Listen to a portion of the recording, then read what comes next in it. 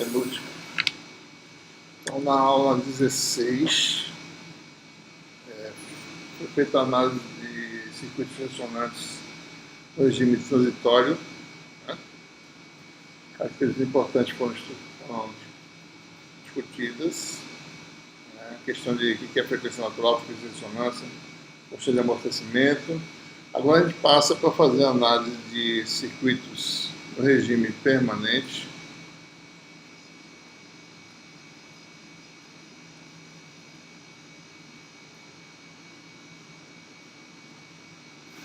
E vamos também falar sobre ressoadores, né?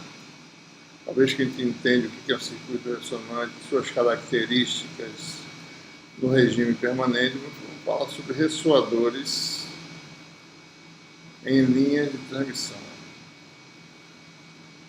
E a gente deixa a última aula para o estudo de cavidades ressonantes. Conforme discutido na aula anterior, né, a resposta de um circuito, que é a função f, né, seja ele circuito paralelo sério ou qualquer sistema ressonante, tem a resposta, que é a função f, e o estímulo, que é a função g, e existe uma equação diferencial de segunda ordem que relaciona f com g, que é d2f dt2 mais gama df dt mais ômega zero ao quadrado f igual a dg dt. Essa é a equação tradicional de qualquer sistema ressonante, né? Tem uma frequência de ressonância em ômega zero e uma constante de amortecimento associada à dissipação do sistema. No regime permanente, ou seja, você quando estimula com uma função qualquer, né, vai ter uma parte transitória que foi discutida na aula anterior. Depois que passa esse regime transitório, entra o regime permanente, né, em que a resposta fica parecida com o estímulo. Né. Se o estímulo for numa frequência, a resposta vai ser na mesma frequência, depois de muito tempo. Né. Durante o transitório vai ter um híbrido entre uma mistura entre o regime permanente e o regime transitório, e depois fica no regime permanente. Então vamos dividir quem está agora nesse regime permanente. Então vamos admitir que a gente quer saber a resposta no regime harmônico, né? Ou seja, você aplica uma frequência ômega bem definida, você atingiu o regime permanente. Então, o seu estímulo agora vai ser escrito como tradicionalmente faz, parte real da função g, fasor complexo g exponencial, né?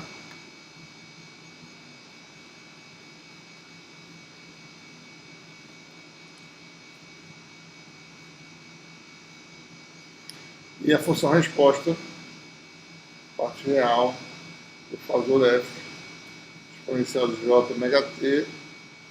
E nós sabemos que na prática, né, o que vai acontecer nessa equação é que derivada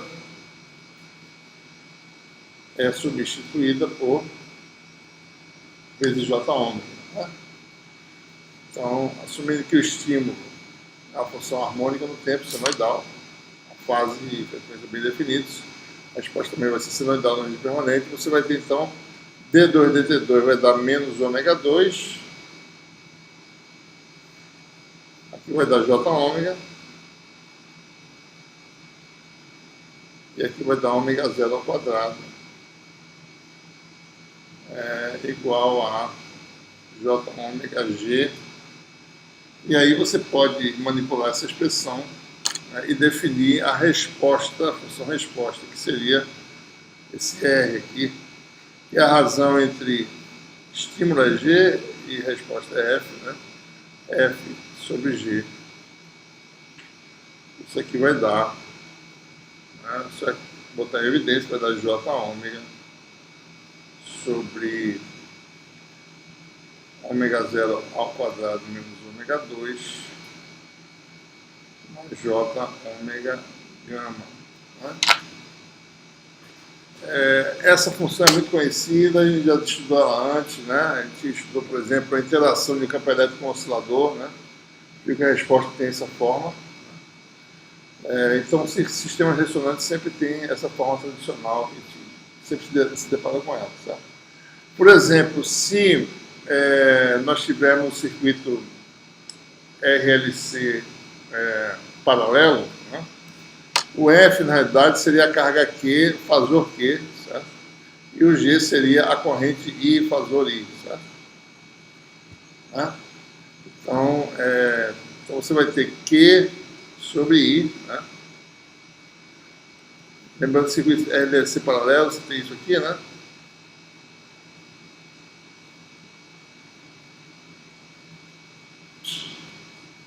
Você considerar que você aplica se estimula com a corrente e vê a resposta de tensão, né, geralmente. É importante entender o seguinte, geralmente esses circuitos, observe que quem controla o circuito aqui é a corrente, porque você não pode ficar modificando a tensão assim arbitrariamente, porque o capacitor não deixa. Tá? O capacitor é um elemento que armazena energia. Se você quiser subitamente mudar a tensão, você não consegue. O capacitor segura a tensão para conservar a continuidade da energia. Então, como é que você controla o circuito? Você controla com a corrente. Né? E a tensão fica a função dessa corrente. Você vai a corrente, como o circuito responder, vai ser a tensão do circuito. Né? Então, por isso que o circuito sério já é diferente. Se você pega o sério, só fazendo um parênteses aqui, fala uma observação que é importante, né? Esse sério, você também tem tensão e corrente, né? Quem armazena energia, a corrente está aqui, passando pelo indutor. Você não pode ficar controlando a corrente, se você quiser mudar subitamente a corrente, o indutor não deixa, porque a energia do indutor fica parada. Sabe? Então, o que você faz? Você controla a tensão, e a corrente é a resposta. E a resposta é a corrente. Então, cada um tem sua particularidade. Né? Então, observe. Então, no circuito paralelo, né, vai ser, a resposta é Q e o estímulo é I. Né? Então, isso aqui vai dar essa função J ômega, né? Ômega 0 ao quadrado menos ômega 2, mais J ômega gama. Que, por sua vez, né, a carga do capacitor é C vezes V. Né? Certo? Então você vai ter aí o que? Né? V sobre I, CV sobre I, né? Que é a impedância do circuito, chamado de 1, é o diferencial do 2, que é o sério, né? Vai ser J ômega sobre C, né?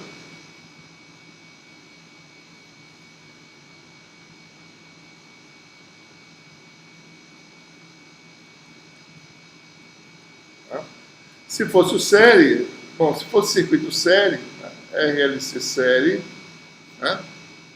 Você teria o quê, né? A resposta é a corrente, né? Mas não é a corrente, é o fluxo, né? Magnético através do indutor. Né? O estímulo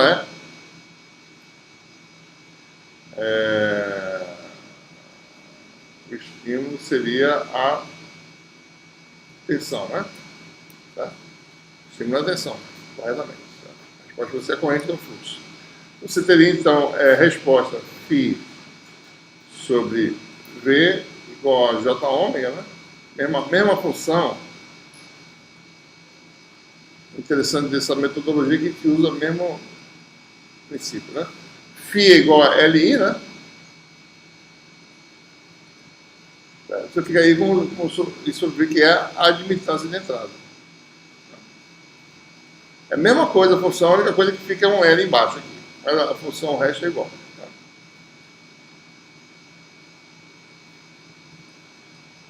A gente usa gama diferente, né? O paralelo é 1, o sério é 2. Tá? Então, essa é a resposta típica de sistema ressonante, né? A gente já falou anteriormente sobre... interessante que todo sistema ressonante, você tem vários tipos, né? A gente já falou, você tem uma flauta, né? Ressoa em certas frequências, um violão, tem a ressonância de certas frequências. Quando você afina um acorde de violão, você vê quando você aperta um determinado traste, né? Quando o som dessa nota que você aperta é igual à vizinha, a vizinha começa a vibrar. Aí o cara sabe que está afinando para você não afinar, né? Além de ver o som, toca as duas juntas, vê se tem batimento, né? Se vocês olharem o que a gente comentou na aula anterior, né? Tem o batimento quando você está perto da ressonância. Você tem modulação no som, fica assim, sabe? Então isso tudo tem a ver com os fenômenos de ressonância, né? Como sempre, é interessante a gente... É um pouco complicado entender essa expressão, certo? Mas a gente pode fazer a aproximação ressonante, né? A gente quer saber qual é o comportamento de sistemas ressonantes, certo? Vamos voltar para a função resposta. Esse R diferente aí, né? Que é J ômega, né? Só lembrando. Né?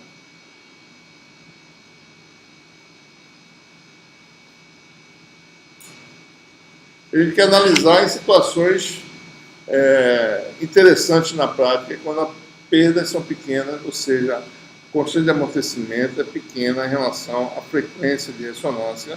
Né? Observe que se você olhar para essa função complexa, né? Se você olhar a magnitude dela, ela deve ter um máximo quando a frequência está em ômega zero. Né? Esse denominador fica mínimo, certo? Né? Então a gente quer que o ômega seja bem próximo também, certo? Então a gente vai estar, por conhecimento prévio, né? Essa curva vai ter, a magnitude vai ter algo assim, né? Mais ou menos, certo? E a gente quer saber, a gente quer uma faixa de frequência que é a frequência próxima da frequência de ressonância. Essa largura tem a ver com essa, a gente vai falar sobre isso com detalhe, acho que tem a ver com essa constante de amortecimento, né? A incerteza. Quanto mais amortecido, maior a largura, né? Assim por diante. A gente quer saber, então, quando o amortecimento é pequeno, e a gente quer estudar essa função próximo da ressonância. Certo? Então, nesse caso, eu posso aproximar isso aqui para ômega zero, certo?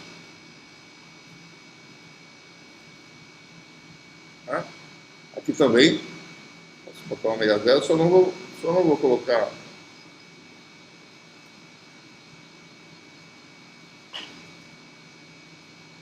também ômega zero, né? E aqui a gente tem que tomar cuidado, né? Essa diferença aqui, a gente faz soma vezes a diferença e preserva a diferença, né? Dá 2 ômega zero aqui no caso. Se isso aqui é próximo de ômega zero, vai dar 2 ômega zero. Ômega mesmo. E com essas aproximações, a gente chega numa função do tipo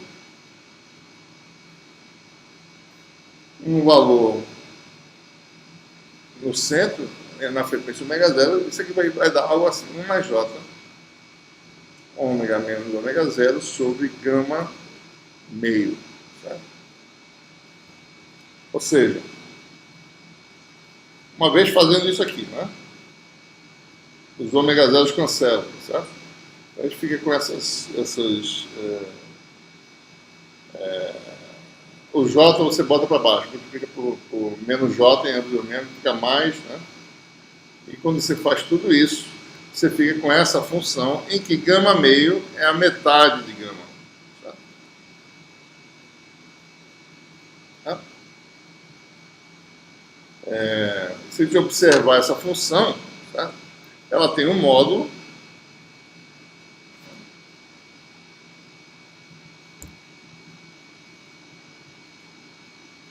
pode ser escrito assim, módulo de R e uma fase, né? Tem um errozinho aí na equação 1297, certo? Tem um Wzinho lá que vocês podem tirar, na equação 1297, tá? Então, módulo de R pode ser calculado, certo? Vai ser esse R0, né? Quem é esse R0? Eu não falei, mas o R0 é um número real que vale 1 sobre 2 grama meio, né? Se vocês fazem a continha lá, vocês vão ver que vai dar isso aí. 1 sobre 2 grama meio, né?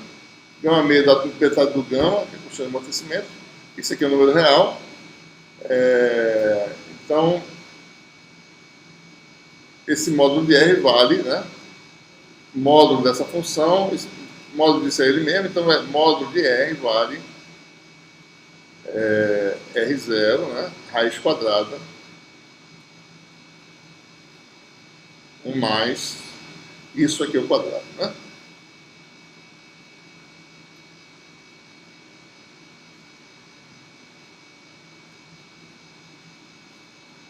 Certo? E a fase, né, é a tangente aqui embaixo, né? A fase é tangente da fase, é isso. Tem um J faltando aqui, tá? É isso sobre isso, né?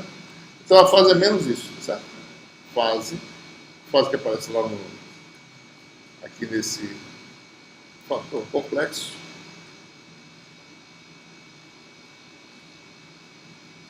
A fase é arco tangente, né? Menos, tá certo?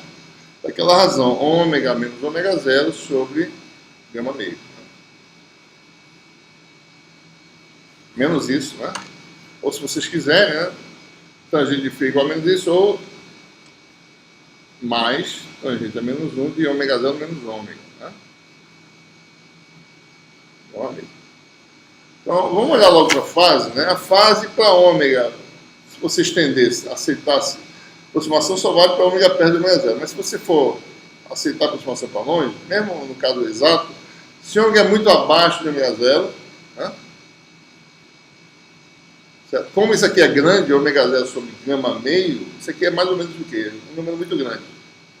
Então, para ômega muito menor que ômega zero, vai dar ômega zero sobre a largura, sobre a incerteza. Né? Como isso é grande, né? A gente assumiu que isso aqui é pequeno em relação a isso, isso é um número grande. Arco de tangente é muito grande, é π sobre 2. Né?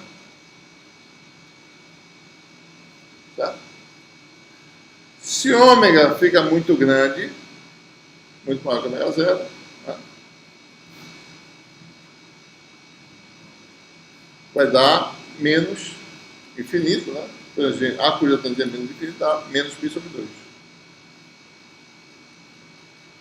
E na condição de ressonância, porque isso aqui é chamada frequência de ressonância, né? Você tem ômega igual a ômega zero, a fase é zero. Né? Mudança de sinal, ela passa de um valor, né, continuamente muda de sinal. Então, se você fosse traçar o gráfico, né, dessa função, daria algo assim.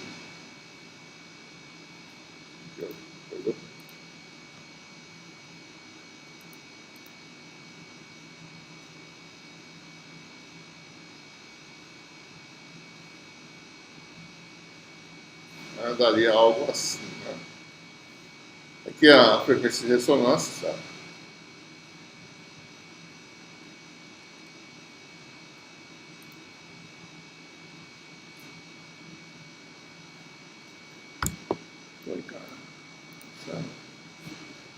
Então vai para π sobre 2, satura π sobre 2, daí muda de sinal para menos π sobre 2, certo?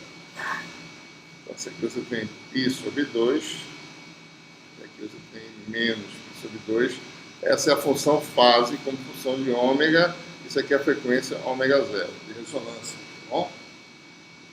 E essa outra função, né, que é a função R, a função resposta, a magnitude da resposta, está em algum lugar aqui, né? Cadê ela? Por baixo, acho. Aqui, né? A magnitude da resposta, ela tem um extremo na ressonância, né?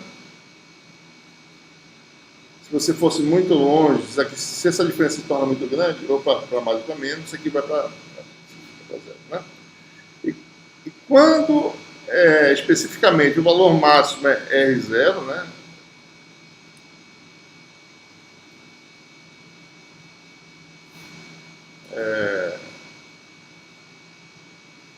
O máximo, né? Igual a R0.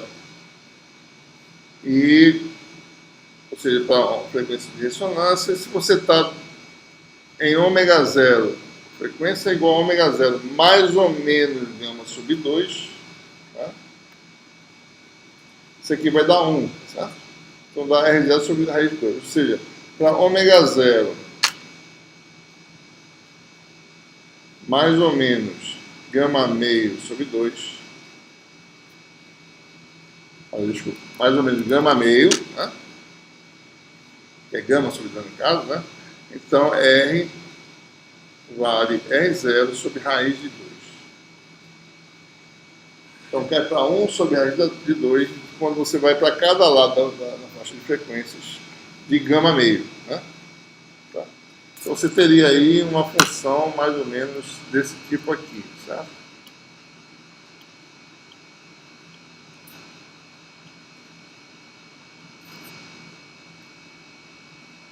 É a função resposta.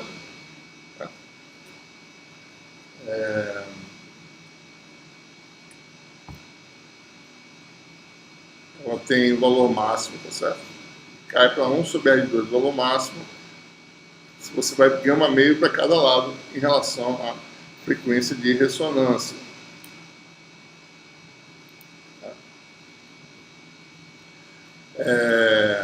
Então, a largura completa é gama, certo? É gama meio mais gama meio. Né? É 2 gama meio que gama. Né? Então, a largura da ressonância para uma queda de 1 sobre R de 2 é gama, certo? E aqui está a fase que a gente acabou de desenhar, né? Esse comportamento aí, certo? Pela função tangente, né? Tangente é menos 1. A gente também define uma resposta normalizada que é mais conveniente trabalhar, porque essa função de resposta vai ser usada em várias situações.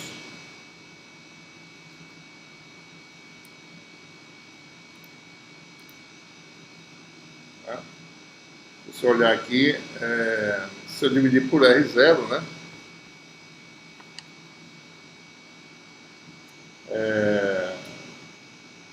Se eu tirar o R0 dali, colocar aqui, tá?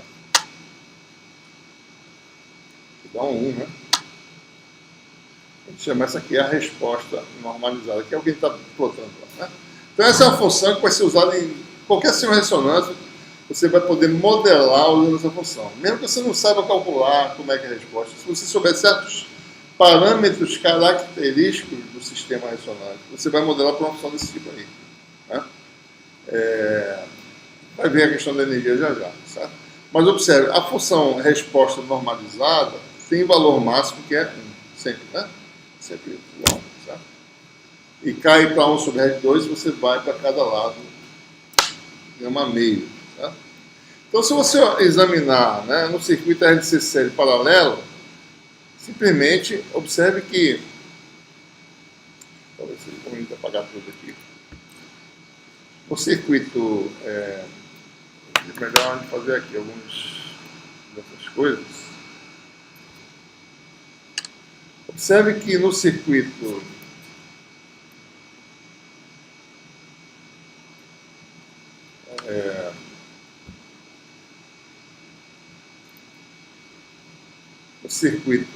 paralelo, na condição, ele pode ser escrito como a resistência do circuito vezes a função resposta, normalizada. Tá?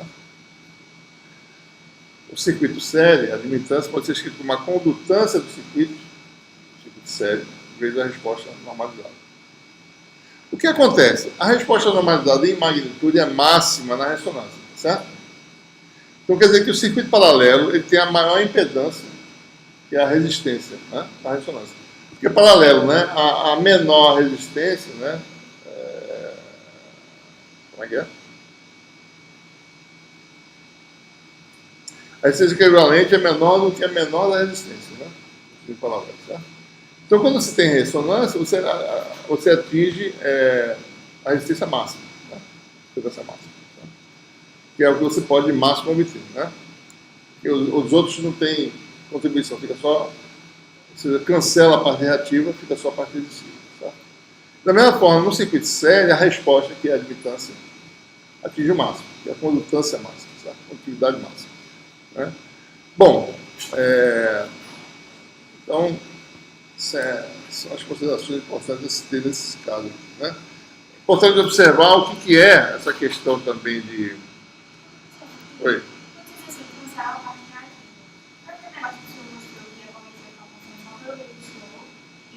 Fica lá. A energia fica lá, tá certo? E não devolve nada para a fonte. Né? Porque quando você sai dessa condição, você lembra que fica oscilando a potência, certo? Quer dizer, vem para cá e vai para lá. Vai para lá, certo? O sistema é ineficiente. Quando chega na ressonância, fica aquela energia ali armazenada, né, na média constante, mas oscila no tempo, indo de um para outro, e a energia, da certa, é máxima, certo? E a potência dissipada é máxima. Você transfere a máxima energia possível para a carga que você quer transferir. Né? Então, a importância da ressonância é essa, né? Você consegue maximizar a transferência de energia. E não tem oscilação, não tem devolução para a fonte. Fica aquela coisa reta, certo? Não fica aquela oscilação. Né? Certo? Então, observe aí, tá certo? O que acontece, né? Você tem diferentes níveis de amortecimento no sistema. Né? Quanto maior o amortecimento, né, mais larga é a forma da ressonância. Né? A ressonância que é essa curva aqui. Certo? Então, estou aumentando aqui a questão de amortecimento, né, 2 vezes, 5 vezes, 10 vezes, e a largura aumenta no fator proporcional. Certo? Isso aqui não é normalizado. Né? Isso aqui, observe que isso aqui, né, também cai. Né? O nível de maximização cai. Né? Tá? Okay? Fica menos acentuado.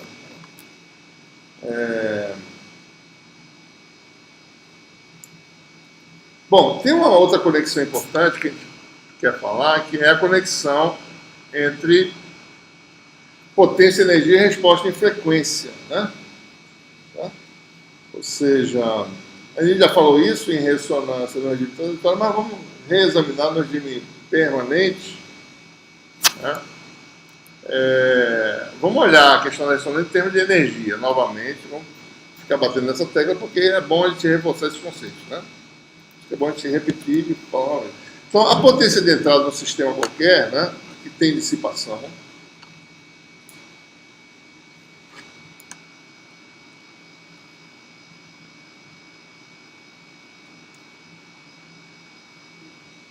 sistema ressonante qualquer, ele vai ser o quê? Né? A potência de entrada no sistema elétrico, né? Que tem energia magnética elétrica. Vai ser, pelo teorema de Poynting, a potência dissipada na carga, PL, L de load, e você tem a parte imaginária que vem do teorema de Poynting, que é 2J ômega, diferença entre energia médias elétrica e magnética. São energias médias, certo? Como é que elas são calculadas? Bom, aquelas fórmulas tradicionais de teoria de circuitos e de teoria eletromagnética. A elétrica é 1/4 de C módulo da tensão no capacitor ao quadrado, né? 1/4, né? Porque é média, né? A energia é 1/2, né? A média no tempo dá 1/2 disso, dá 4. Né? E a magnética dá 1/4 de L corrente no indutor fasor, né, ao quadrado. Tá? A potência no resistor dá 1/2 de R2. Tá? Não é 1/4, é 1/2 de R2. Porque a potência no tempo é R2, a média dá 1/2 de R2. E R, né?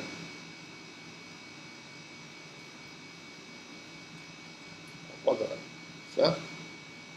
Bom, a condição de ressonância qual é? Né? Que a gente já sabe disso, que essas energias são iguais. Né? Ou seja, isso deve ocorrer quando você chega na condição de ressonância, e isso aqui se torna zero. Né? Ou seja, não tem energia sendo devolvida, né? Não tem oscilação de energia, a energia fica constante. Certo? Ela só pode ficar constante se o que for do indutor vai para o capacitor e ele devolve para o indutor. E não volta, constante quer dizer isso. Ela fica variando lá nos elementos armazenadores de energia, certo? Mas fica uma forma ou outra forma. Certo? Mas não é nada devolvido para a fonte, não existe oscilação. É aquilo que a gente viu antes. Certo? Então fica nesse contexto. A coisa oscila, mas fica lá armazenado, parado lá. Como se você tem um reservatório, certo? Por exemplo, né? Cheio d'água, você joga a água e tem um furo, certo? Tem um estágio que essa água fica a nível constante, né? entra e sai. Potência que a fonte manda, vai para a saída, mas a saída aqui é um resistor. Ele que pega a energia. Certo? E fica lá a energia parada, certo? O nível parado de energia do sistema. Lembrem-se, só observando aqui, que essas quantidades, né, permitem calcular energias médias. Né? Energias médias são essas quantidades aqui, certo? Relacionadas com essas grandezas aí. Né? Muito bem. Se você quiser analisar o circuito paralelo, por exemplo, né, vou só olhar um deles aqui, ver como é que ficaria. RLC paralelo. Vamos só desenhar aqui para nos lembrarmos.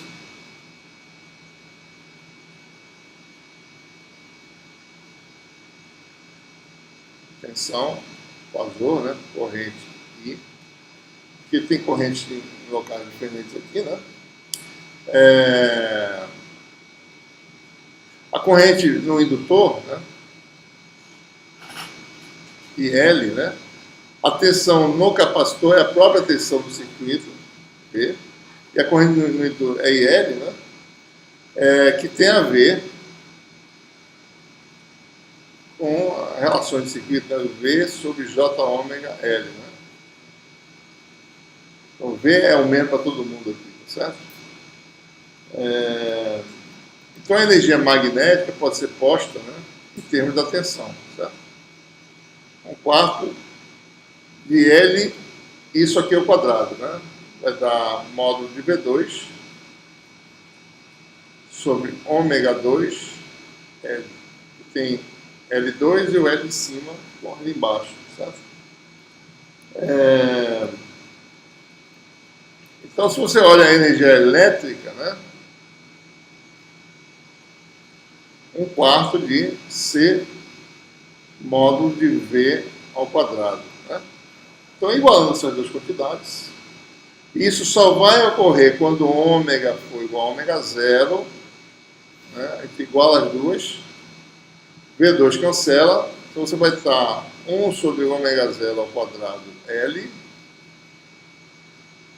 é igual a C, a gente tira a frequência de ressonância em termos dos parâmetros circuitos, que é Queen. Ômega zero é 1 sobre raiz de LC, que é algo conhecido, né? A gente já sabe disso, teoria de circuito, que é a frequência de ressonância disso aí, né? Por consideração de energia. Certo? Outra coisa importante é a potência, né? Como é que a potência se comporta, certo? Ou seja, à medida que você passa pela ressonância, a potência dissipada, de que forma ela varia, certo? Então, a potência no circuito é 1 meio de R módulo de I ao quadrado, né?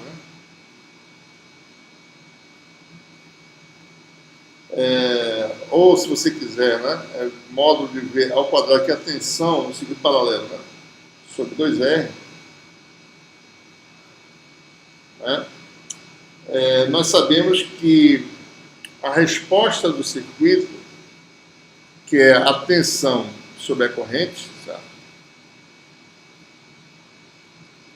É o quê?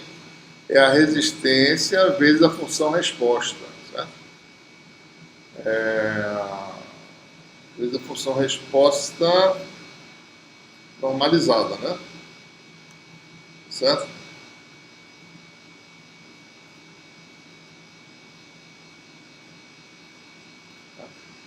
Ou seja, a impedância do circuito paralelo, que é V sobre I, é a resistência vezes a resposta, isso é diferente desse, tá, pessoal? Normalizada, certo? Então,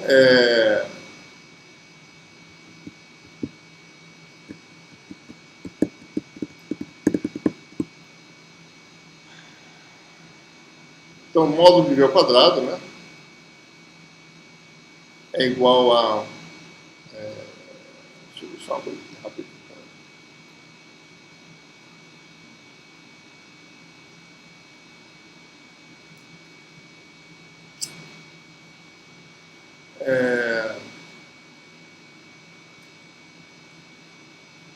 R2, né, módulo de R barra ao quadrado, né? Módulo de I ao quadrado, né?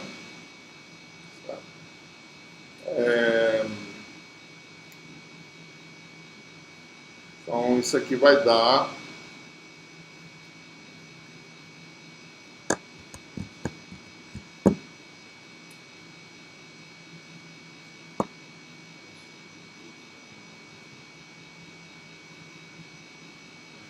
módulo de... Bom, vai dar isso aqui, né? 1 meio de R2. Vai dar isso aqui, né? Resposta normalizada ao quadrado, certo? Né? E quando isso aqui dá na ressonância, vai dar o valor da ressonância. Ou seja, vai dar PL é o valor de ressonância, a potência na ressonância, vezes essa função módulo de R normalizado ao quadrado, certo? Essa função aqui, que é o quadrado daquela outra que é a raiz, né? Módulo ao quadrado, ele vai chamar a função L barra de ômega, certo? E é importante a gente saber representar dessa forma. Isso aqui é o que a gente chama a função lorentziana. Como é que ela é? É a função que tem módulo 1, né? Ela é dessa forma aqui. 1 mais ômega menos ômega zero sobre gama meio. É uma forma extremamente simples de lembrar, certo? É isso aqui. Essa função L de lorentziana, né? Que a gente já falou antes também, certo? Ou seja, a potência dissipada no circuito é o valor máximo, que é o valor de ressonância, vezes a função lorentziana, né? Normalizada, certo? Isso aí mostra exatamente a característica da ressonância correta. Certo? Ou seja, como é que é essa função lorentziana, né? Essa função lorentziana, ela é parecida com a função original que a gente falou, aquela que tem a raiz, mas essa é mais fácil de perceber. Ela tem máximo 1 e a largura dela é gama. Gama quer dizer o quê, né? É a largura a meia altura. Tá? Aqui está escrito. Então, por isso que muitas vezes essa largura completa aqui, o gama, é chamada de FW, FHM, né? Full Width at Half Maximum. A largura completa a meia altura. Esse é um acrônimo em inglês que é muito usado para representar a largura de qualquer linha de abstração atômica, né? Você tem a largura FWHM tanto, certo? Circuito ressonante. Então, todo o sistema ressonante se caracteriza por essa largura gama, que é 2 vezes gama meio, né? A função lorentziana tem essa forma e fica fácil você agora modelar qualquer sistema ressonante. Qualquer sistema ressonante, ele tem um comportamento de pequenas perdas, que a potência entregue ao sistema que precisa usar essa energia, que precisa dissipar, ou precisa fazer alguma coisa, ou movimentar uma máquina, alguma coisa, é sempre potência ativa, que é importante, é sempre algo da forma, a potência na ressonância, vezes a função lorentziana. Então dá para saber a resposta de frequência de qualquer sistema, por mais complexo que seja, se você souber caracterizar sua frequência de ressonância e sua meia largura ou largura completa de ressonância. Certo? Se você conseguir medir esses parâmetros no laboratório, você pode modelar a resposta de frequência de qualquer sistema, a energia que ele vai dissipar com mais você. Tá? Vai ver que isso é muito útil em várias áreas. Vai poder modelar a cavidade ressonante, mesmo sem calcular exatamente como é que seria essa função. O cálculo exato disso é muito complicado, certo? Mas se você modela como um sistema ressonante, usando sempre a mesma função modelo, que é a função lorentziana, então qualquer sistema tem um modelamento simples. Tá? Então, daí a importância. E aí nós chegamos a um conceito importante, né? Que é o fator de qualidade no sistema ressonante. Né? O fator de qualidade expressa quão aguda é essa largura, essa ressonância. Né? Ou seja, quão pequena é a largura em relação à frequência ômega zero. Né? Uma definição mais geral, a gente vai ver que chega nessa conclusão, mas a definição do fator de qualidade,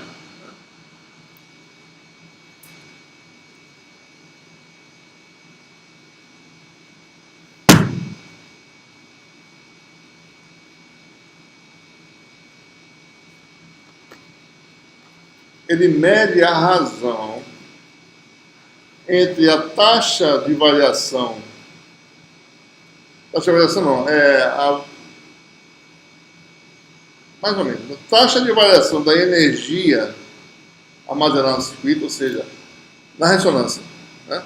Então, na condição de ressonância, qual é a taxa de variação de energia nos elementos armazenadores, porque entre eles a energia, certo?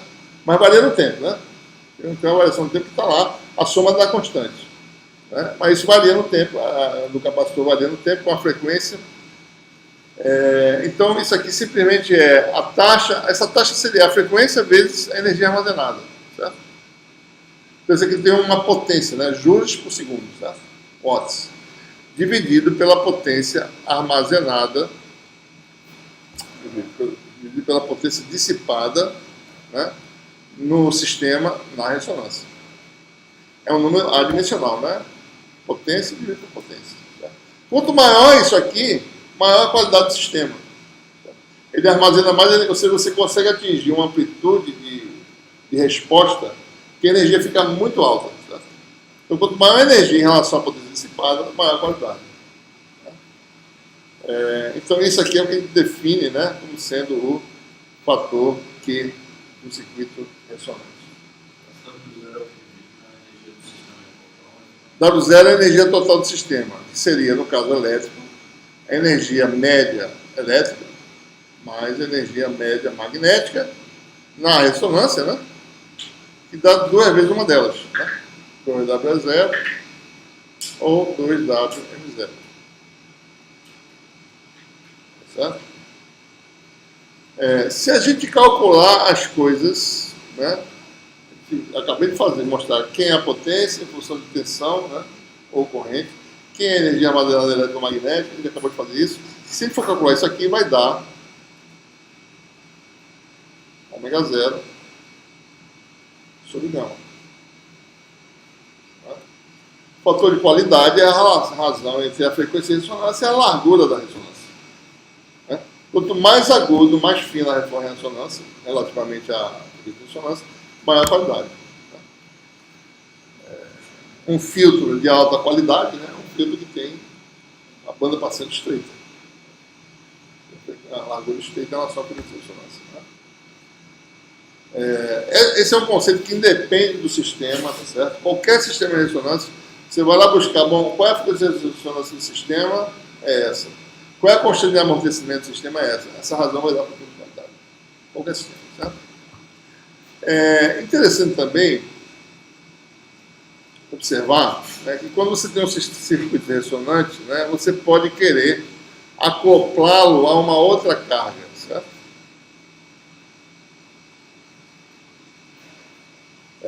Então você tem um circuito ressonante que tem o seu fator de qualidade devido às perdas intrínsecas, né?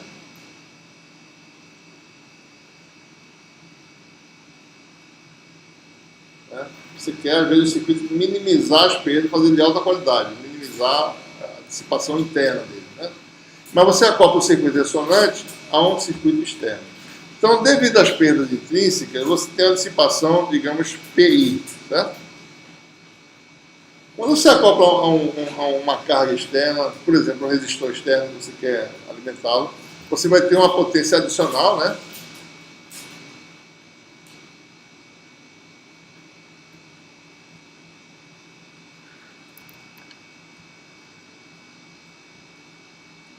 P externo. Tá? Então, a dissipação do sistema aumentou devido à adição de uma carga externa. Como é que fica o fator de qualidade, né? Bom, isso aqui eu vou chamar de um fator de qualidade intrínseco, né? Devido às perdas internas. Certo? Então, o sistema agora vai ter um fator de qualidade que vai ser Q igual a frequência ressonante, certo? Energia armazenada na ressonância sobre a perda total, que é a soma das duas. Né? Se eu inverter essa equação, eu fico com 1 sobre Q, né, igual a PI sobre ômega 0 W0 mais P externo sobre ômega 0 W0. A energia do sistema armazenado não muda, tá certo? Sempre vai ser a mesma coisa, né? Então você vai ter então que 1 sobre Q, o novo fator de qualidade do sistema, vai ser igual a Q, né? Isso aqui é o inverso, isso aqui é energia sobre potência intrínseca, né? Que é o fator de qualidade QI intrínseco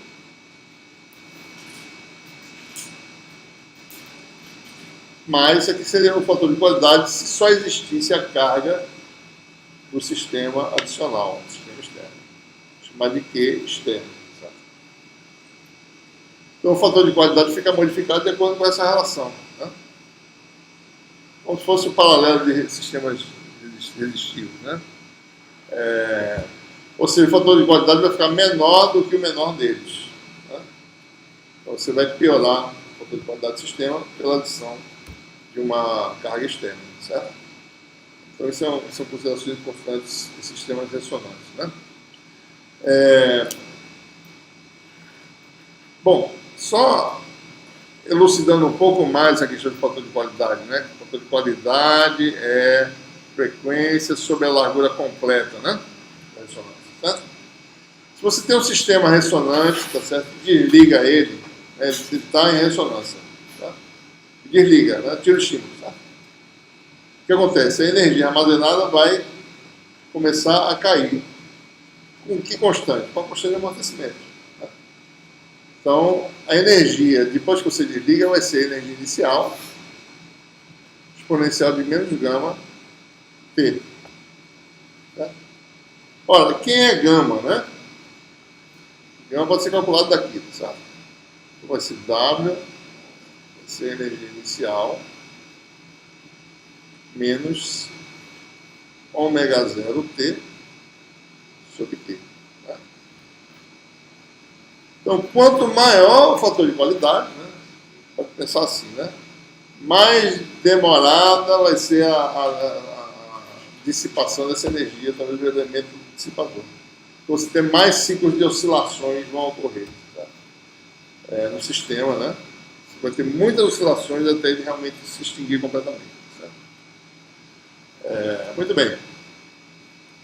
Bom, então isso é o que a gente tem a falar em termos de circuitos ressonantes. Né?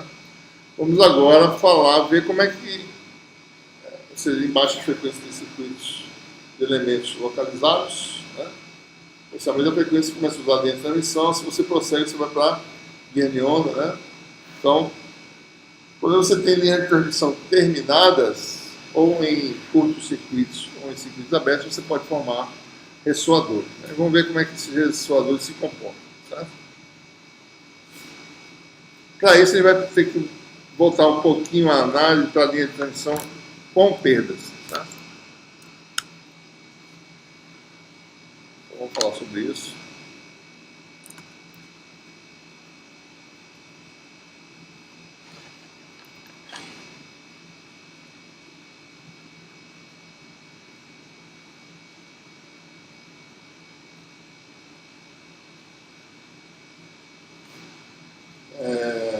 Então, se você tem sempre considerando baixas perdas, para ele poder analisar alguma coisa. Se você perda excessiva, nada que a gente está fazendo pode ser calculado direito. Né? Até o modo de propagação não dá para saber quem é direito.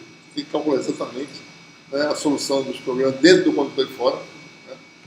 Então, a gente tem que ser mais cuidador. Mas como a gente sempre está no sistema de baixas perdas, né, vamos olhar aqui nas figuras, certo? E olhar que certos sistemas têm características ressonantes, né?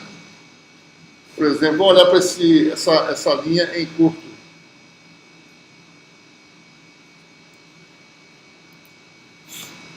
Uma linha em curto, certo? Com um certo comprimento. Vamos admitir, por exemplo, que o comprimento é metade do comprimento de onda, certo? Vamos lembrar, né? A periodicidade da função de impedância é lambda sobre 2. Alguém estudou lá em redução, né? Então quer dizer o seguinte: quando a comprimento de onda ou comprimento de onda quer dizer frequência também, né? F é C sobre lambda. Né? Quando a frequência é tal que este comprimento bate com metade do comprimento de onda, o que acontece? Desprezando perdas, esse curto ele vem para cá, certo? A periodicidade é lambda sobre 2, né? Então a resistência de entrada é mínima, zero, né? Próximo de zero porque tem um pouquinho de perda, certo? Mas na condição que a frequência é tal que o comprimento dá certinho meio lambda, né? Então esse curto-circuito vem bater aqui. E a impedância de entrada é mínima. A impedância de entrada mínima quer dizer a admitância máxima. Então quer dizer que isso deve ser um circuito ressonante RLC série. Né? Perto dessa condição. Certo? Compreendeu? Tá? Vamos ver a questão da impedância, a questão da periodicidade, né? Se a periodicidade da função impedância é lambda sobre 2, quando esse comprimento aqui, porque o comprimento é parado, né? Eu vou olhar a frequência, o lambda e o L, a relação entre eles muda, porque o lambda está mudando. Mas tem uma frequência que o comprimento de onda vai ser tal que ele é 2 vezes isso aqui. Tá? Vai dar certinho. Nesse ponto, quando o comprimento dá certinho, lambda sobre 2, esse curto-circuito aqui volta a ser um curto-circuito aqui. Porque a periodicidade não é sobre 2, né? Então, se você fosse observar a impedância de entrada nesse ponto, você está vendo um mínimo. Né? Então, qual é o circuito que dá o mínimo na ressonância? A ressonância é quando o comprimento de onda bate certinho com 2 vezes o comprimento da linha. Né? O circuito que dá um mínimo de impedância é o que dá um máximo de admitância, que é o sério. Tá? Porque quando isso aqui desaparece, a impedância, né, que é a soma dessas coisas aqui, né? A impedância é mínima, né? E a admitância é máxima. Isso aqui desaparece, fica só R, sabe? Tá? Isso vai se repetir se eu tiver múltiplos de meio comprimento de onda. Lambda 0 sobre 2. Se eu for agora mudar a frequência, quando agora eu tenho L igual a lambda, é 2 meios comprimento de onda. Então volta a ser possível de novo. E assim por diante, sucessivamente. Né? Então isso vai...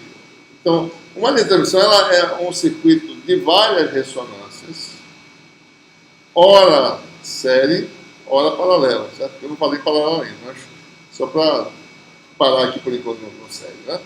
E se você tiver um circuito aberto de 1/4 de comprimento de onda, né? 1/4 depois ele vira um curto-circuito. Mesma coisa. Se for 1/4, isso aqui é um curto-circuito da entrada, na ressonância, e de novo é um circuito sério. Então, múltiplo ímpar, né? De 1/4, certo? Dá circuito RLC sério. Múltiplo qualquer de meio dá RLC sério. Certo? Se por outro lado eu tenho um curto agora, tenho 1/4, múltiplo ímpar de 1/4, um curto vira circuito aberto. Circuito aberto é a impedância máxima. A impedância máxima é o circuito paralelo. Certo? Então a gente analisa assim, sabendo dessas propriedades dos nossos circuitos ressonantes. Né? Quando a impedância máxima é um tipo, quando a impedância mínima é um tipo.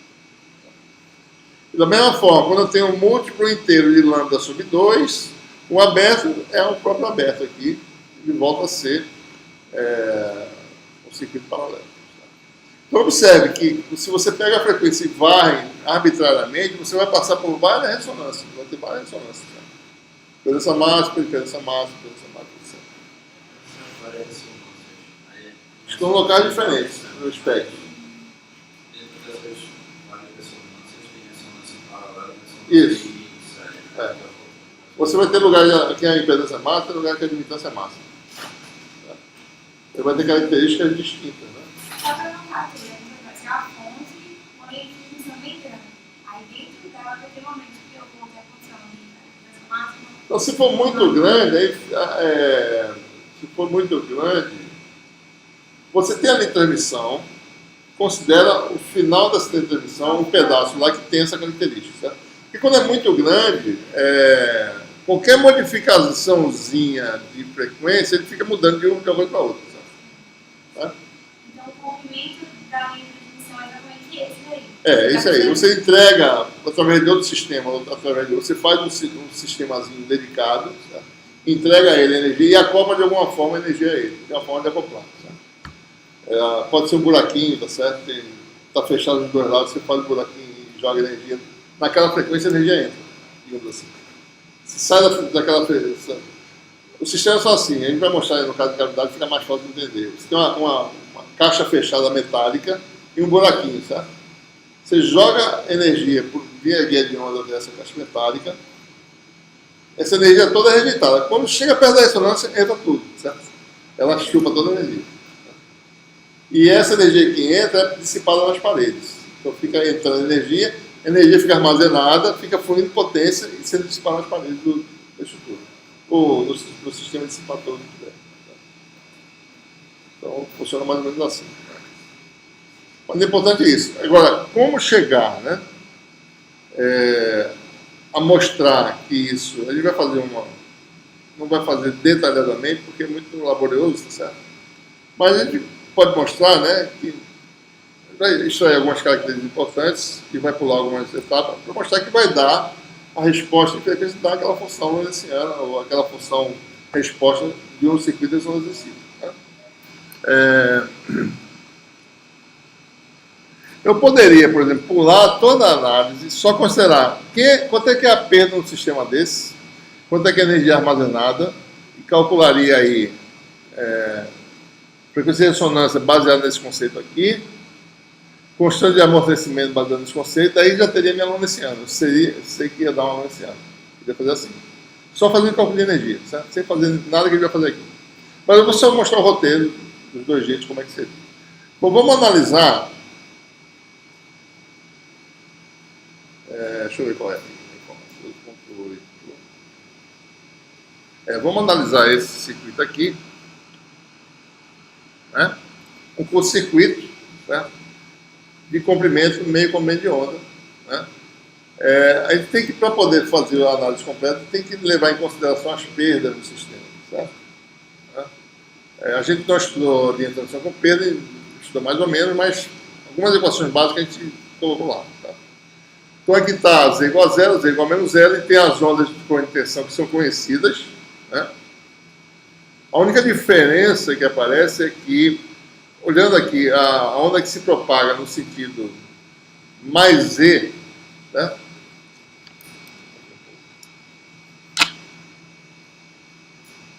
Você tem uma onda de tensão que vai no sentido positivo do Z, né? Só que Z é igual a menos L, né? Então ela é menos alfa mais J beta L.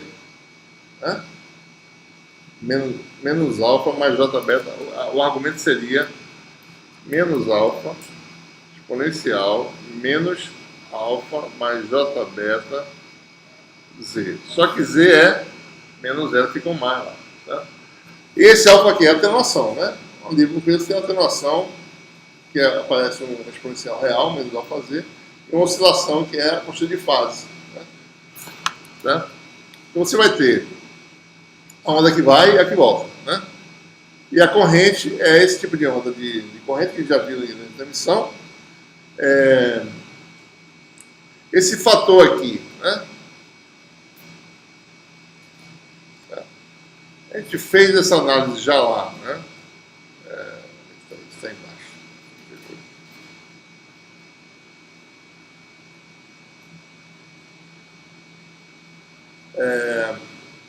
Isso aqui, né? Quando não tinha perdas, que é um elemento, tantos ohms por unidade de comprimento série e uma condutância que é devido a perdas materiais no dielétrico de preenchimento, no material de preenchimento, que está uma condutância paralela, né? Quando não tinha isso aqui, certo? Nem isso, isso aqui daria a raiz de menos 1, né? Que daria o J, daí ômega raiz de LC, que daria o beta. Mas agora com a presença da resistência séria, na você tem esses elementos, ele pode fazer aproximações, né? E quando isso aqui é muito maior que isso, né? Pequenas perdas, quer dizer que esse elemento é pequeno em relação a esse aqui. Né? E correspondentemente, o elemento de perdas em paralelo é pequeno em relação a esse termo ômega C. Então ele pode fazer, bota em evidência, faz algumas manipulações, né? Bota nessa forma aqui, deixa já em evidência assim, certo? E usa Ou seja, isso aqui se fizer isso aqui, é algo assim, né? Eu tenho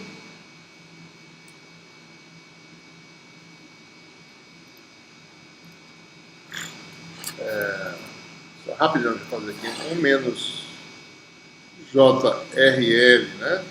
Sobre ômega LL. Lembre-se, né? RL é resistência por unidade de comprimento, né? Que é distribuído, tá? LL é indutância por unidade de comprimento. Né? São os parâmetros distribuídos que a gente tem na transmissão, né? Você teria esse produto aqui, certo?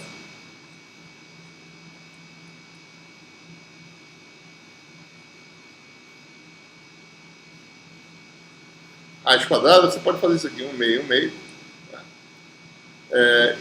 Então você expande em primeira ordem, né?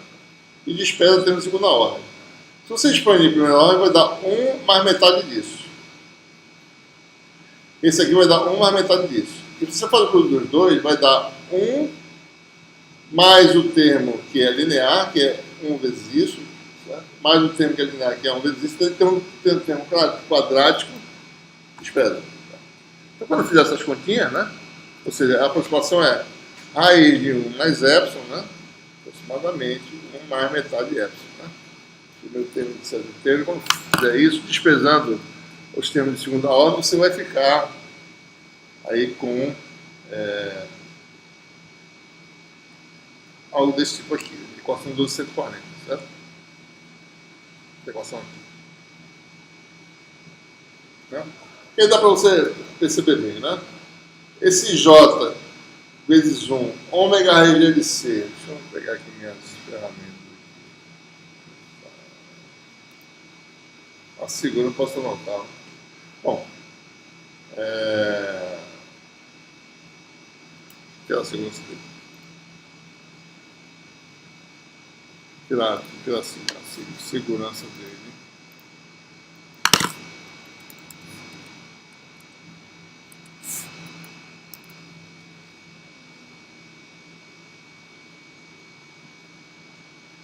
Esse aqui é lá, né? No sistema de lá. Vou botar de volta. Ele vai fazer o seguinte. Só um minutinho.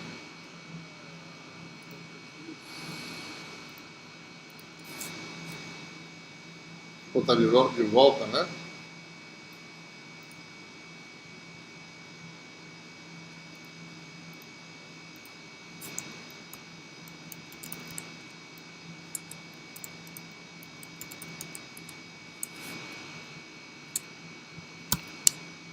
Vou fazer isso aqui logo. Deixa eu atualizar lá. Bom,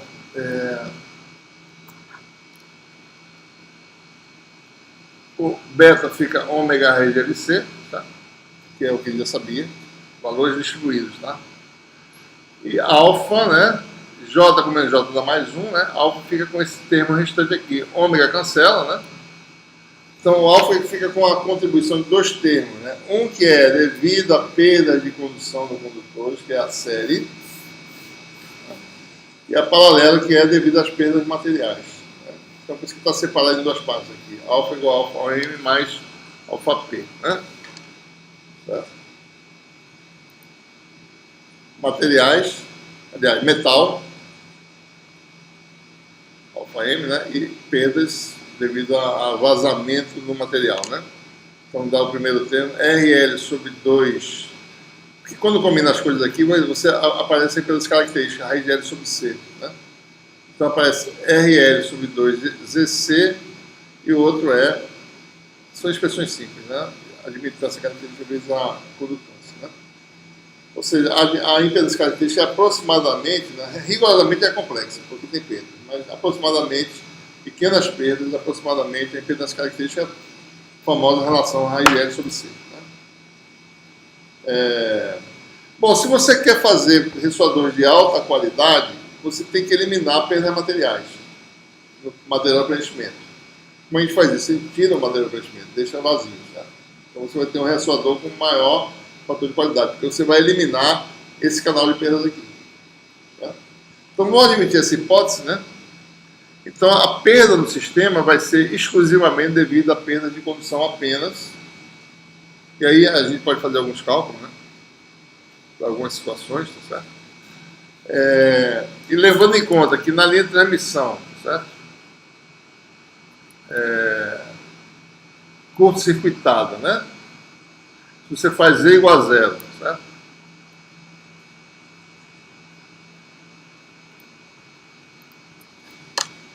Então, você tem aí a onda de tensão, né? V mais exponencial de alfa mais j beta L, né? Mais V menos exponencial de menos j alfa mais j beta. Isso aqui é um Z, não é um beta.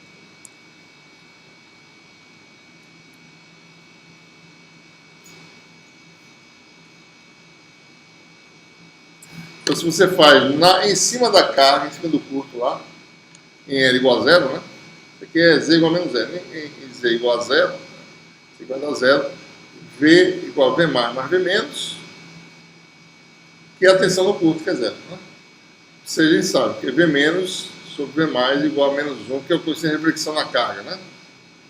Tá, menos 1, né?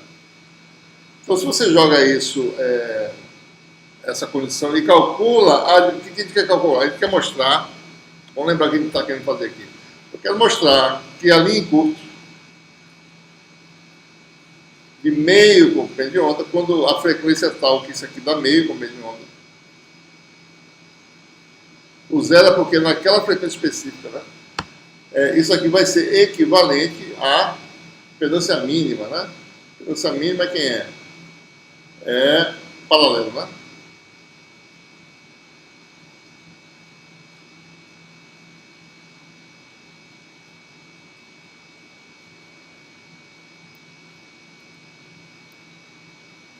Desculpa, sério, né? A impedância mínima. A impedância mínima é o sério, né? Foi isso que ele falou, né? Não foi isso que dissemos, falamos tudo errado. Tá certo, é o sério. Bom, tá certo. Ou seja, a impedância mínima, né? É porque só fica a resistência elétrica, então é sério, né? Isso é equivalente a um circuito sério, certo? É isso que ele quer mostrar. Ou seja, a admitância máxima. O máximo é que é a admitância. Então, como a nossa função é assim, a gente quer calcular o quê? A admitância desse sistema aqui. Quem é a admitância do sistema, né? Y de entrada, né? É igual a I sobre V, certo? Sabendo que V menos é igual a V mais, certo? Isso aqui vai dar o quê, né? Y de entrada vai dar, lembrando, a corrente 1 sobre ZC, né, que é YC, tá?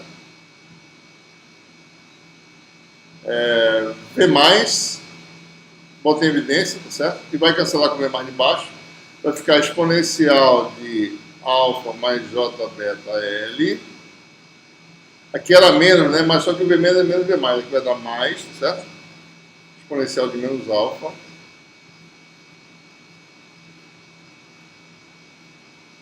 E aqui embaixo dá o quê? A diferença, né?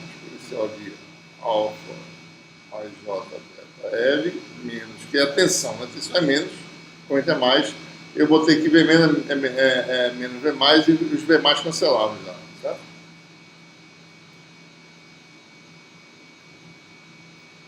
Ficamos com essa função, né? Certo? Isso aqui é o que, né? Cosseno hiperbólico disso aqui, mesmo sendo complexo, certo? Não importa, né? Dá o cosseno hiperbólico e dá outro, né? Então, para a gente evitar ficar fazendo passo a passo, vamos pular mais certas coisas, né? Que a gente pode... eu só quero mostrar como é que a gente chega mais ou menos lá na questão da ressonância. Isso aqui é cosseno hiperbólico sobre seno hiperbólico, né? Se vocês olharem para a função, cosseno hiperbólico, seno hiperbólico, né? De um argumento complexo, isso é expandido, né? Então, fica essa coisa vai aumentando, tá certo? Mas aqui é importante só para a gente considerar certas aproximações, tá certo? Regime de pequenas perdas. Né? Deixa eu salvar agora isso aqui em outro lugar. Deixa eu salvar aqui em outro lugar para poder fazer o que eu quero fazer. Deixa eu salvar aqui na frente. Stop.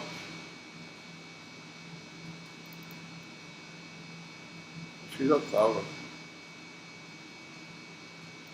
Só tirar aqui o...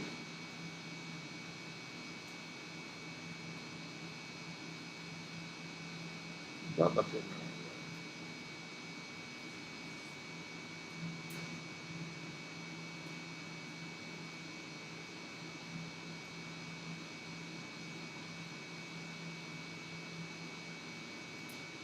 Tem muita coisa sendo feita ao mesmo tempo no computador aqui. Por isso que ele está querendo ficar rápido.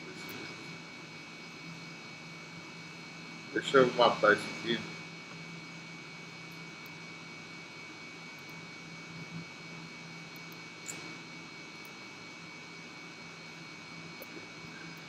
Deixa eu ver se ele foi para lá. Só um minutinho. Rapidinho, peraí. Capítulo 11, né? Vou fazer uma coisa mais fácil aqui, peraí. Fazer uma operação rápida, a gente já volta aqui.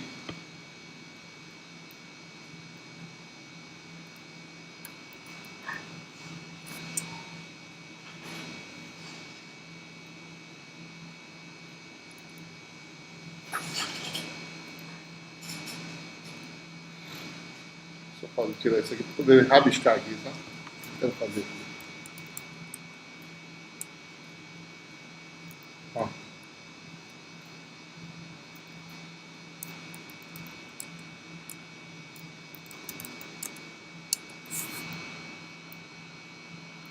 Agora ficou doido. Ih, rapaz, isso aí que eu fiz. Só um minutinho, pessoal. Propriedades. Faltava ter esquecido a senha agora. Deixa eu ver aqui. Peraí. Está protegido, né? Você vai para o seu poder escrever no PDF? Hã? Para o seu poder escrever no PDF? É. Ah, já entendi. Entendi agora o negócio aqui. Tá. Deixa eu salvar aqui, agora acho que eu posso escrever, né? Comments. Dá um lapisinho aqui. Pronto. Só isso que eu quero. Vamos lá. Vamos lá embaixo.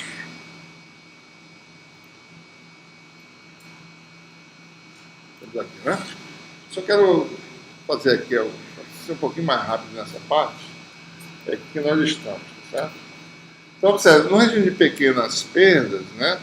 Esse argumento é pequeno, o seno hiperbólico dá mais ou menos igual a 1, o seno hiperbólico, né, é pequeno também, você dá linear, né?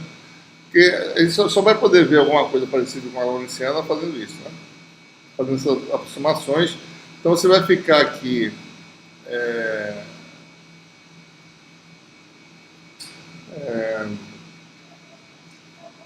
esse cosseno aqui divide, isso aqui dá 1, né? 1, né? Aqui dá alfa L, né? Aqui vai dar alfa L, certo? E aqui vai dar 1, né? Então, quando você divide pelo cosseno, vai aparecer a tangente aqui, né?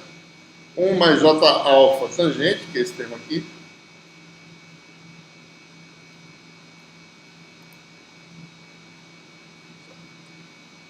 E aparece esse denominador, certo?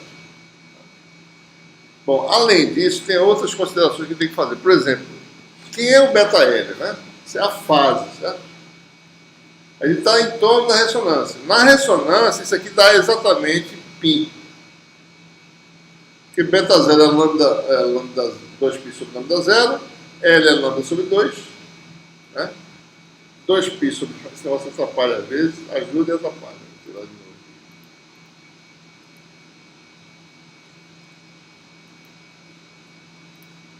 Né? Vai ter aqui 2π sobre lambda 0 vezes lambda 0 sobre 2, na ressonância, né? Que dá π. Tá? Então isso aqui é só uma brincadeirinha. Beta 0L menos beta 0L dá 0, dá beta L. Então isso aqui é π, né? mais beta menos beta zero sobre vezes L, certo? Várias outras coisas podem ser feitas, né? Você pode botar também ômega, igual ômega zero mais delta ômega e assim por diante, certo? Então daí você pode calcular algumas coisas também em torno da ressonância, tangente de beta L, por exemplo, né? Certo? Lembrando que beta é igual a ômega sobre C, certo? Então eu posso, esse aqui vai dar beta L vai ser beta L é π, né, mais beta menos beta zero L, né? Beta é igual a ômega sobre C, isso aqui vai dar ômega sobre ômega menos ômega zero, L sobre C. Né? L é lambda sobre 2. Quando você faz as continhas aí, vai dar isso aqui. Tá bom? Então, observe que está começando a aparecer os elementos que a gente precisa, que é a frequência, né, a frequência de ressonância. Né? A frequência de ressonância ocorre quando o comprimento casa com lambda sobre 2. Tá? Bom, fazendo essas contas, certo? Eu deixo para vocês fazerem. Está aqui feito já. Você vai ter uma admitância de entrada que é dada, tá certo? Depois de alguma álgebrazinha, linearizando a tangente, né? Tangente, né? Tem só observando aqui mais uma aproximação interessante, né? Tangente de beta L é tangente, só para vocês verem aqui, tangente de beta L, tá? Um conjunto de coisas, né? Tangente de beta L, tangente de beta L é tangente de quê? De π mais alguma coisa, certo? Esse mais alguma coisa aqui é importante. Π mais ômega menos ômega zero sobre ômega zero vezes π. Tá? Então observe, né? Tangente de π mais alguma coisa, a periodicidade da função tangente é π, né? Tangente de π mais alguma coisa é essa é alguma coisa. Isso aqui é igual a tangente de ômega menos ômega zero sobre ômega zero vezes π. Como eu estou perto da ressonância, né, a distância aqui é uma ou duas ou três larguras de ressonância, tá? Que é pequena. Então, isso aqui é muito pequeno. Tá? Então, tangente é linearizada, né? Ômega menos ômega zero sobre ômega zero vezes π. Então, toda aquela confusão dá lugar a termos lineares na diferença de frequência. E vai aparecer o J, né, que precisa, e vai aparecer exatamente, depois de você manipular um pouquinho, né? Por exemplo, aqui, esse aqui é um termo de segunda ordem. Ó. Isso é pequeno e isso também é. Então é segunda ordem. Cancela isso aqui, você fica com isso aqui. E isso já está com aquela característica, esse delta ômega é ômega menos ômega zero, sabe?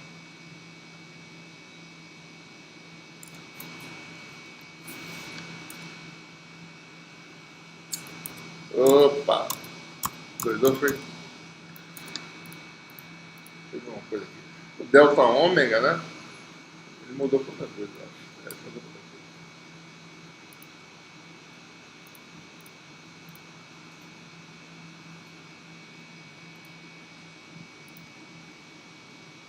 coisa. Delta ômega é, por definição, ômega menos ômega zero. Então, o que nós temos aqui, né? Eu vou mexer nessas coisas aqui, esse alfa vai para baixo, você vai ficar com uma função que é exatamente a função que é a assinatura do sistema ressonante. A admitância de entrada é a admitância máxima, vezes aquele fator forma característico daquela função resposta normalizada. E você pode relacionar isso com os parâmetros inerentes ao circuito, né? E calcular essas coisas. Certo? Então isso mostra que, de fato, né, claro que o sistema não vai ter exatamente a forma do Lorentziano, mas vai ser parecido, vai ser uma função com absorção alta, né, com a resposta forte na ressonância, e depois que enfraquece saindo da ressonância. Né. O interessante é que todas essas coisas podem ser calculadas, certo? A gente vai só dar aqui mais um roteiro, certo? Em termos dos parâmetros da linha de transmissão. Por exemplo, né, a constante de amortecimento, que é a largura lá do sistema, tem a ver com a razão entre a resistência por unidade de comprimento e a indutância por unidade de comprimento, R sobre L, tá? Para esse circuito aí. Né? Você pode determinar também correspondência entre os parâmetros da linha de transmissão e o circuito de ressonância equivalente. Certo? Se você quiser modelar, né, aquela linha de transmissão por um circuito equivalente de elementos localizados, né, observe que lá os parâmetros são distribuídos. Mas se eu quiser modelar por um circuito localizado, né, de elementos localizados, em que a resistência seja R0, a indutância seja L0 e a capacitância seja C0, é possível mostrar, né, que a relação é uma relação obtida, né, de forma simples. L0 é mais ou menos LL, L sobre 2. Isso aqui é a indutância sobre o comprimento, L0 sobre 2. Né. R0 também, né, tem uma relação semelhante, certo? Que é RL, L sobre 2. E a capacitância é um pouquinho, não é tão parecido com essa, é algo do tipo CL 2L sobre π ao quadrado. Né? Então, se você sabe você sabe as características da sua transmissão, resistência de comprimento, indutância, capacitância, você pode fazer equivalente a um circuito localizado com essas correspondências aqui. Tá? Muito bem. Por exemplo, né, só para concluir, a gente sabe as propriedades do cabo coaxial, por exemplo, que estudamos, né, a gente sabe aí pelas características de que forma depende da geometria. Né. Então aqui tem um exemplo que permite você calcular, né, o fator de qualidade, que é importante é isso. A frequência de ressonância, você sabe quem é. Tá? Como é que eu determino a frequência de ressonância? Né? Bom, dado a linha de transmissão, de comprimento L. Quem é a frequência de ressonância?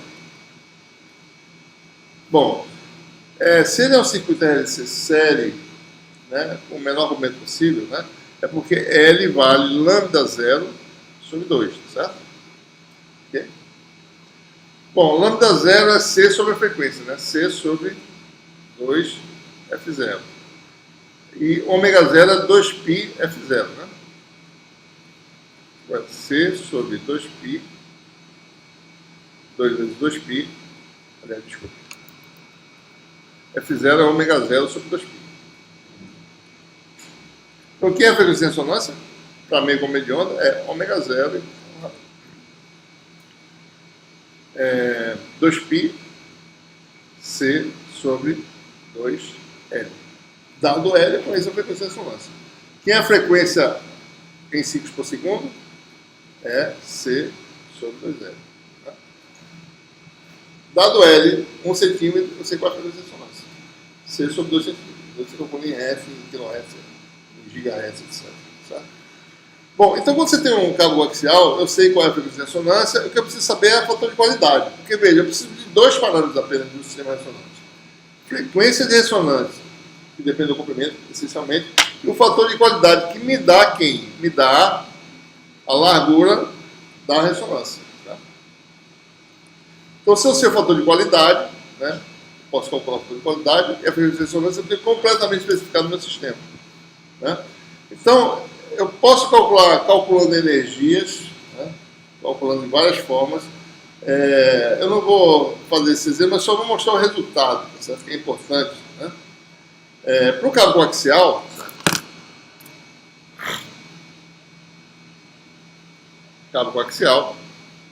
ele tem, o que nós temos de informação do cabo coaxial? Eu tenho aqui um cabo vazio, tá certo? Tem um comprimento meio comprido de onda, ele, já sabemos que ele é equivalente a um circuito série ressonante, né? Não tem preenchimento, as únicas perdas são de condução e isso é relacionado à condutividade do material. Condutividade eu posso calcular então profundidade de penetração, resistência de folha, eu calculo minha constante de detonação a partir daí. Tá? Então, a minha resposta de fator de qualidade vai depender de quem? Pelas características, depende de quem? Da geometria, raio interno e externo. Né? Pelas características do cabo coaxial, nós já calculamos anteriormente, que é algo assim, né? Pedância no vácuo, porque ele é vazio, né? Log de B sobre A, eu acho, sobre 2π. Né? Depende dessa forma dos parâmetros. Certo? Você tem essas características, tem a constante de detonação, que tem a ver com resistência de folha, condutividade, certo? Então você pode calcular o fator de qualidade. Né? Então, se você calcula, dá algo desse tipo aqui. Certo? É importante saber o fator de qualidade, porque dá essa fórmula aqui, que tem a ver com todas essas coisas que a gente já conhece. Né? Isso aqui aparece aqui, ó. Isso aqui é profundidade de penetração, que aparece por aqui. Condutividade aparece. Então, eu posso calcular em função de geometria e de parâmetros materiais. Certo? Né? Fator de qualidade. O interessante é que aqui mostra mais ou menos como é que o fator de qualidade depende da geometria. Isso é uma coisa importante. Como é que eu maximizo, certo? Um dado, como é que eu fabrico um trecho de cabo coaxial que tem o maior fator de qualidade possível? Certo? Se você olhar para aquela expressão lá, você maximiza em relação à razão. Né? Você depende essencialmente da razão B sobre A. Né? Dados os parâmetros materiais, depende de B sobre A. Se fazer um gráfico, né? A gente observa que tem um máximo mais ou menos aqui. Ó. Se eu fizer B sobre A igual a 3,5, né? Independentemente da condutividade de qualquer coisa, do valor da condutividade. Para qualquer que seja a condutividade, certo? Se eu fizer B sobre A igual a 3,5, que a função depende de B sobre A daquela forma, você maximiza o fator de qualidade. Né? Então esse é um exemplo, né? Por exemplo, acho que é para ouro, né? Que tem essa condutividade aqui, para uma linha com menos de 30 centímetros que ressoa em 500 MHz. Se for calcular direitinho, vai dar essa ressonância. Né? Então aqui é para um dado valor de B. Por que está escolhido um valor de B fixo? Porque se B começar a ficar comparável com L, né? O B começa a ficar da ordem do tamanho do meio de onda. O que acontece? O sistema começa a irradiar como se fosse uma antena. Né? A eficiência do sistema de irradiação aumenta, né? A gente sabe disso. Se o L for pequenininho, a eficiência é pequena de irradiação, certo? Então ele não pode aumentar muito o raio externo. A razão B sobre A não pode ser muito grande. O B não pode ser muito grande, não pode ser comparável, né? O raio externo pode ser comparável ao comprimento do L, porque senão você tem outras perdas no sistema, você não está aqui contabilizado. Então, por isso que ele fixou um B pequeno, ó. B é muito menor que L, 3 centímetros, porque L é 30, certo? Você bota um B e vê qual é o ar que você usa. Então, nesse caso, você tem essa propriedade aí, certo? Bom, então, fica como exercício para vocês fazerem esse exemplo 12.2, certo? Então, ele coloca na oficina da quarta-feira, né? Já tem um outro exemplo aí mostrando como é que calcula o fator usando energia, certo? Observe, né? Basta a gente saber que uma linha de transmissão terminada, ou em curto ou em aberto, né? Quando é que ela vai ser um circuito aberto? Um circuito RLC sério, quando é que ela vai ser um circuito RLC paralelo? Porque uma vez que a gente saiba isso, ele sabe qual vai ser, certo? A resposta em frequência dela, porque ela vai ser aquela lorentziana, certo? Ou seja, a potência dissipada nela vai ser aquela função lorentziana vezes a potência dissipada na ressonância. Isso é uma coisa. E para saber a lorentziana, o que eu preciso? Parâmetro 1, frequência de ressonância. Né? Tem duas coisas, certo?